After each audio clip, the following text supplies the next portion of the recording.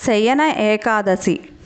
శయన ఏకాదశి వృత్తాంతం శ్రీకృష్ణ ధర్మరాజ సంవాద రూపంలో భవిష్యోత్తర పురాణంలో వర్ణించబడింది.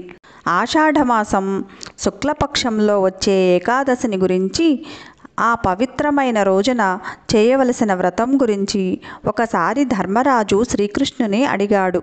అదే ప్రశ్నను నారదుడు ఒకమారు బ్రహ్మదేవుని అడిగాడని, బ్రహ్మ అతనికి తెలిపిన అద్భుతమైన చరిత్రను తాను వివరిస్తానని శ్రీకృష్ణుడు తెలిపాడు. మునిశ్రేష్ఠుడగు నారదుడు ఒకసారి తన తండ్రిని సమీపించి, తండ్రి, ఆషాఢమాసం శుక్లపక్షంలో వచ్చే ఏకాదశి పేరు ఏమిటి? విష్ణు ప్రీత్యర్థమై ఆ ఏకాదశి వ్రతపాలన చేసే విధానాన్ని నాకు తెలియజేయవలసినది అని ప్రార్థించాడు. అది వినిన బ్రహ్మ అతనితో, ఏకాదశి వ్రతమంతటి పవిత్రమైన వ్రతం ఈ భౌతిక జగత్తులో వేరొకటి లేనేలేదు. సమస్త పాపాలను నశింపజేయడానికి మనిషి తప్పనిసరిగా ఏకాదశి వ్రతాన్ని పాటించాలి. ఆషాఢ శుక్లపక్షంలో వచ్చే ఏకాదశి శయన ఏకాదశి లేదా పద్మ ఏకాదశి అని పిలువబడుతుంది. హృషీకేశుని ప్రీత్యర్థమై మనుజుడు ఈ ఏకాదశిని పాటించాలి అని అన్నాడు. ప్రపంచ చక్రవర్తి రాజర్షి అయిన మాంధాత గురించి పురాణాలలో చెప్పబడింది. అతడు సూర్యవంశంలో జన్మించాడు. పరమశక్తిమంతుడు, సత్యసంధుడు అయిన అతడు ప్రజలను కన్నబిడ్డలలాగా పాలించేవాడు. అతని రాజ్యంలో కరువు కాటకాలు కానీ, ఏ విధమైన రోగం కానీ ఉండేవి కావు. ప్రజలందరూ సుఖశాంతులతో జీవిస్తూ సమృద్ధిగా ఉండేవారు. మాంధాత కోశాగారంలో అధర్మయుత సంపాదన ఉండేది కాదు. ఆ ప్రకారంగా రాజు, ప్రజలు ఆనందంగా కాలం గడపసాగారు. కొన్ని సంవత్సరముల తర్వాత విధివశాత్తుగా 3 సంవత్సరాలు వానలు కురవలేదు. ఫలితంగా ప్రజలు ఆకలి పీడితులై చింతాపూర్ణులయ్యారు. ఆహార కొరత వలన కలిగిన దుఃఖ ఫలితంగా యజ్ఞయాగాదులు, వేదాధ్యయనము నిలిచిపోయాయి. అప్పుడు ప్రజలందరూ రాజు వద్దకు వెళ్ళి అతనితో ఇలా అన్నారు: రాజా, మేము చెప్పేది విను. శాస్త్రాలలో నారం అంటే జలం అని చెప్పబడింది. ఇక భగవానుడు దానిలో వసించువాడు కనుక నారాయణుడయ్యాడు. మేఘరూపంలో అతడు సర్వవ్యాపి అయి ఉన్నాడు. వర్షం కురియుటకు అతడొక్కడే కారణుడు. వర్షం వలన ధాన్యం ఉత్పత్తి అవుతుంది. ధాన్యంపై ఆధారపడి జీవులు బ్రతుకుతారు. ప్రస్తుతం ఆహార కొరత వలన నీ ప్రజల మగు మేము దుఃఖితులమై ఉన్నాము.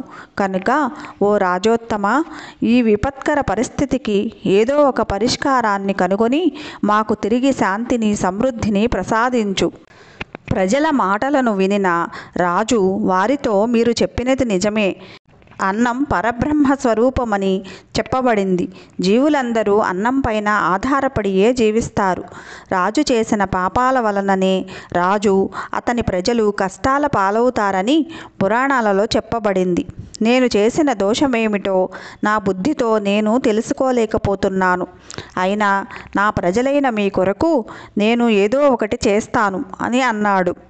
ఈ విధంగా పలికిన మాంధాత ముఖ్య సైన్యాన్ని తీసుకొని బ్రహ్మకు నమస్కరించి అరణ్యంలో ప్రవేశించాడు. అరణ్యంలో అతడు నిత్యం ఋష్యాశ్రమాలను సందర్శించాడు.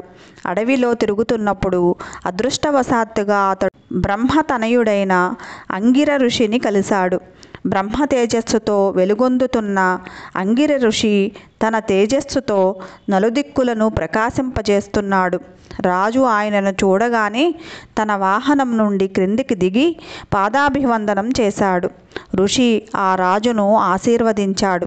తరువాత అంగిర ఋషి మాంధాతను క్షేమ సమాచారాలు అడగగా, ఆ రాజు 3 సంవత్సరాల నుండి వర్షాలు కురియటలేదని, తత్ఫలితంగా తన ప్రజలు అనేక కష్టాల పాలవుతున్నారని, ఆ కరువు కాటకాలకు కారణమేమిటో తనకు తెలియటలేదని పలికాడు. తన ప్రజలు తిరిగి సుఖశాంతులను పొందే విధానాన్ని తెలియజేయమని ప్రార్థించాడు. అది వినిన అంగిర ఋషి రాజుతో, రాజా, ఇది సత్యయుగం. అన్ని యుగాలలోకి సర్వోత్తమమైన యుగం. ఈ యుగంలో జనులు పరబ్రహ్మారాధనలో ఉంటారు. ధర్మం 4 పాదాలతో నడుస్తుంది. బ్రాహ్మణులు తప్ప వేరెవ్వరూ ఈ యుగంలో తపస్సు చేయరాదు. ఈ నియమం ఉన్నప్పటికీ ఒక శూద్రుడు నీ రాజ్యంలో తపస్సు చేస్తున్నాడు. ఈ అధర్మయుత ప్రవర్తన కారణంగానే నీ రాజ్యంలో కరువు సంభవించింది. కనుక అతనిని వధించి నీ రాజ్యంలో శాంతి సమృద్ధులను నెలకొల్పుము అని చెప్పాడు. తపోనిష్ఠుడైన అమాయకుణ్ణి వధించడం తనకు అసాధ్యమని, అందువలన తనకు వేరే సులభ పరిష్కారం తెలుపమని రాజు ఆయనను ప్రార్థించాడు.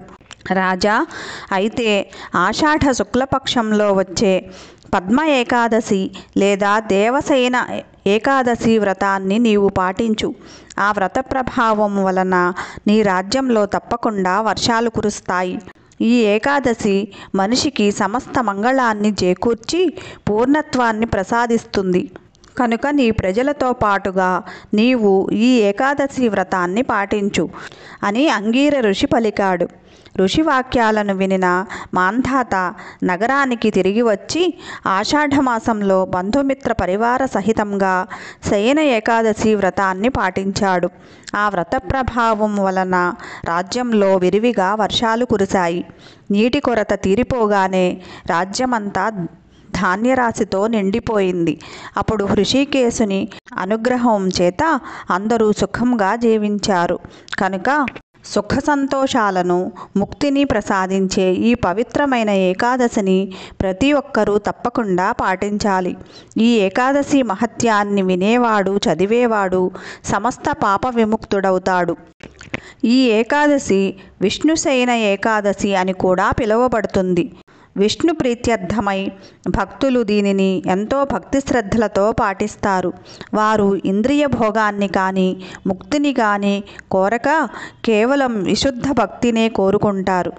సుప్రసిద్ధమైన చాతుర్మాస్య వ్రతం ఈ ఏకాదశి నుండే ఆరంభమవుతుంది. శ్రీహరి నిద్రకు ఉపక్రమించే ఆ రోజు నుండి అతడు మేల్కొనే రోజు వరకు భక్తులు భగవల్లీలలను వింటూ కీర్తిస్తూ చాతుర్మాస్య వ్రతాన్ని పాటిస్తారు. శ్రీకృష్ణుడు ఈ విధంగా చెప్పినప్పుడు ధర్మరాజు శ్రీ విష్ణుశయన వ్రతాన్ని లేదా చాతుర్మాస్య వ్రతాన్ని పాటించే పద్ధతిని తెలుపమని అడిగాడు.